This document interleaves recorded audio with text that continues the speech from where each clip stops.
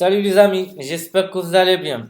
Alors, continuons notre formation sur le logiciel Tuido Suite, logiciel de programmation des automates Tuido de Schneider Electric. Donc, jusqu'à maintenant, on a vu comment télécharger, installer le logiciel, la configuration matérielle, création d'un projet, la partie variable, la partie programmation.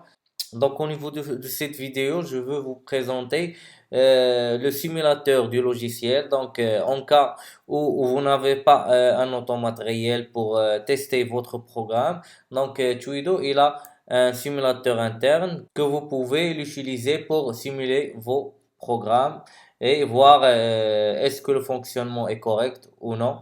Donc, en lançant le projet, après la création d'un projet, au niveau de la configuration matérielle, on peut définir nos symboles comme on a vu au niveau de la vidéo précédente. Par exemple, les entrées, j'ai défaut, défaut, RM, retour marche. Voilà. Pour les sorties, je peux mettre commande. Voilà, commande. Voilà, oui, je veux appliquer. Après, on va créer un programme de simulation. Donc, on va créer un programme de marche-arrêt, par exemple, marche-arrêt moteur. D'accord? Je clique sur insertion d'une section. Voilà. Il y a un bit. Ici, c'est la sortie de commande du moteur, c'est MD. Voilà. Automatiquement, il nous affiche son adresse, soit physique, soit interne, mémoire. Donc, je dois avoir deux boutons marche et arrêt. Donc, je peux définir mes symboles ici. Euh, Ajouter un symbole, marche. C'est juste pour le test, marche.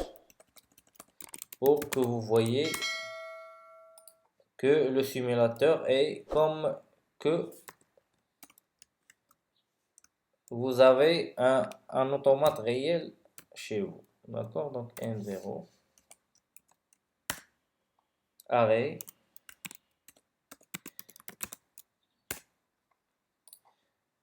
Je vais donner l'adresse pour son M1. Voilà. Donc, on va revenir à notre programme. Donc, ici, j'ai le bouton marche. Marche. Voilà. En série, je dois mettre que je n'ai aucun défaut. Défaut. Voilà. L'adresse physique défaut. Et voilà. Et je n'ai pas d'arrêt aussi. Voilà. Voilà. Et je peux mettre ici en parallèle avec le bouton marche. Je peux mettre aussi une liaison parallèle pour mettre le maintien. Voilà, le maintien, c'est la commande physique. Voilà. Donc, si je clique sur marche, je n'ai aucun défaut. Je n'ai pas cliqué sur le bouton arrêt. Donc, je fais sortir la commande avec son maintien. Donc, pour arrêter, pour arrêter, j'attends soit un défaut, soit l'arrêt. Donc, avant de passer au simulateur, je vérifie le programme. Donc, en cliquant sur le bouton Analyser le programme. Voilà. Voilà. Ici, si vous voyez bien, j'ai une barrette en vert à gauche de la section qui me dit que cette section est bonne. Je n'ai aucune erreur au niveau de cette section. D'accord, on passe au lancement du simulateur. Je vais lancer le simulateur. Donc, si vous voyez le bouton lancer le simulateur, automatiquement, il me lance le simulateur. Voilà, l'indication, il lance le simulateur avec un nombre d'entrées-sorties selon le processeur choisi au niveau de la configuration matérielle. Si vous avez remarqué que notre processeur, il a 24 entrées, tutoriel et 16 sorties. Donc 40 au total. Si je choisis un autre processeur, il va m'afficher le processeur choisi avec le nombre d'entrées-sorties dédiées à ce processeur. D'accord? Voilà. Si vous voyez bien à droite, j'ai ici animé le programme. Voilà. Pour voir l'animation du programme. Si j'ai le contact qui est en vert, comme vous voyez, donc j'ai la condition qui est active, sinon inactive.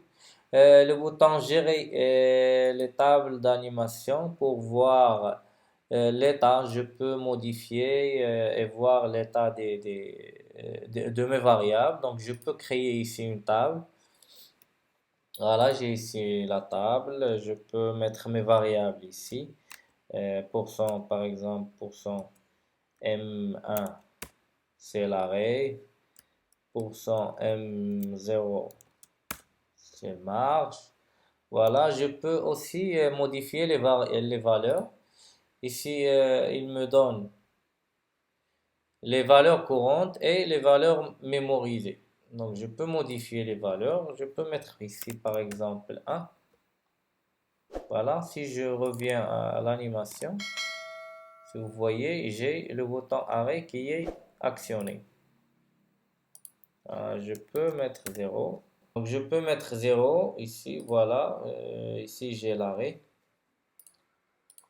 Donc je peux écrire ici, voilà, si je veux voir le fonctionnement du marche, donc je mets le bouton marche à 1, voilà, si je reviens à l'animation du programme. Donc si vous voyez bien, quand je lance mon simulateur, automatiquement il me donne cette icône, simulation et l'état du simulateur. Donc je clique sur lancer, exécuter l'automate. Maintenant j'ai l'automate qui est exécuté, virtuel, l'automate virtuel qui est exécuté. Voilà, ici en bas à droite, j'ai un bouton de table d'animation. Donc si je clique de la table d'animation, automatiquement j'ai l'animation des variables ici. Par exemple, CMD, c'est pourcent Q 0.0. Voilà. Et le défaut, c'est pourcent I 0.0. Voilà, si je peux modifier les valeurs de mes variables pour voir mon fonctionnement, simuler mon programme. Par exemple, si je clique sur marche, donc je modifie la valeur courante du marche. Comme vous voyez, si j'ai cliqué sur marche, automatiquement je n'ai pas de défaut et pas d'arrêt. Automatiquement j'ai activé la commande et le maintien. Même si je relâche le bouton marche, en affectant 0, la commande elle est toujours active. Qu'est-ce que j'attends? Soit un défaut, soit un arrêt. Par exemple, je clique sur l'arrêt. Voilà, si vous voyez bien, ma commande est là. Ici, ça, c'est un exemple de démarrage direct d'un moteur. Par exemple, le marche, l'arrêt, c'est deux boutons. Le défaut du moteur. La commande pour exciter le contacteur du moteur. Et ça, c'est le maintien du contacteur. Voilà. On va faire un autre essai aussi pour le marche. Voilà. Comme vous voyez, la commande marche, elle est sortie. Par exemple, maintenant, je vais faire un arrêt par défaut. Si j'ai un défaut.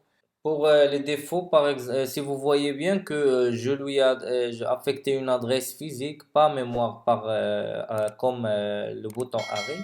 Donc ici, je dois affecter la variable au niveau de la table d'animation dans le champ mémorisé et cliquer sur le bouton écrire dans les objets les valeurs de la colonne mémorisée.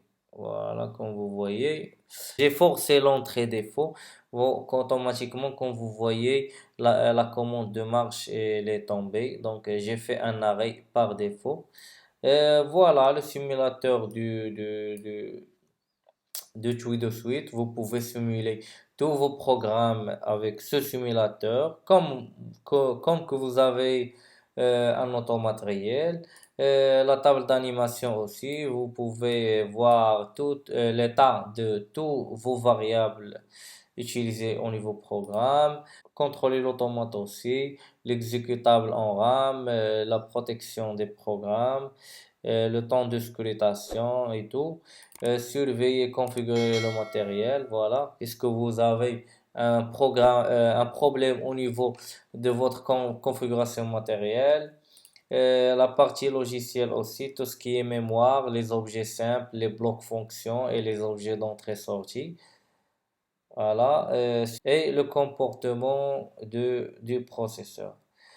Si on veut arrêter, donc je clique sur l'arrêt automate, voilà, et je ferme cette icône, voilà. Et si je veux stopper la simulation, je clique sur le bouton arrêter la simulation pour stopper la simulation pour que je puisse revenir en mode programmation pour mettre des mises à jour au niveau du programme et tout. Donc j'espère que cette vidéo vous a apporté quelque chose de plus. Si vous êtes nouveau, n'hésitez pas de vous abonner à notre chaîne et activer la cloche de notification afin d'avoir de nouveaux tutoriels publiés sur notre chaîne. Aimez et partagez la vidéo avec vos amis et laissez-moi vos questions et remarques sur les commentaires. À bientôt.